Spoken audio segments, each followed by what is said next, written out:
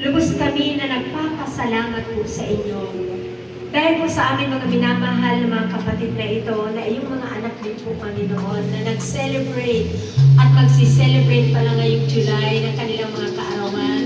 Their very special day. Salamat po, Panginoon. Lord, ang dalangin po namin sa kanila, on their very special day, Panginoon, hayaan niyo nga po na i-grant niyo po ang lahat ng mga deepest na desire ng kanilang mga puso.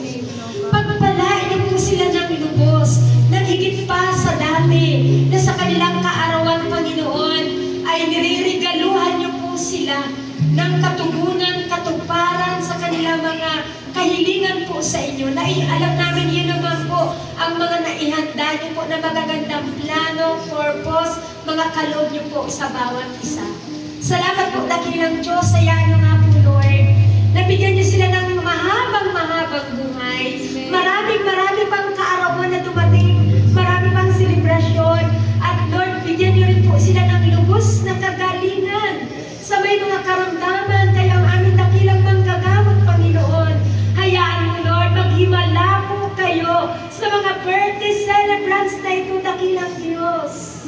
Na anuman, Lord, ang mga bagay na hindi pa nila natatanggap at para bang imposible sa kanila, posible sa iyo, Panginoon, na mararanasan nila na magmamanifest ngayon po sa kanilang mga birthdays. Maraming pong salamat, aming Diyos na buhay. Hayaan niyo rin po ng kanilang mga buhay na ito magamit niyo po para sa inyong kaluwalhatian. And Lord, bless them, Lord, indeed. Overflowing blessing. Hindi sila magkukulang, Panginoon. Kundi, Lord, abot-abot na pagpapala sa kanila.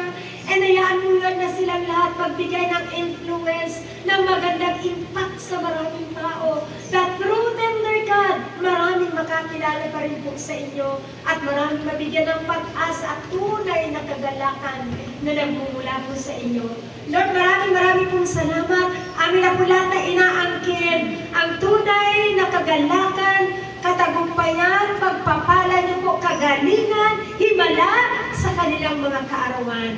Salamat po, dakilang Diyos. Amin naman, Lord God, na pinasasalamatan ang kanilang mga pamilya na kinabibilangan. Bless them, Lord, indeed. Yes, and all the past year, Lord God, lahat na nakisa sa panalangin, pagpalain mo po sila ng lubos. In the mighty name of Jesus.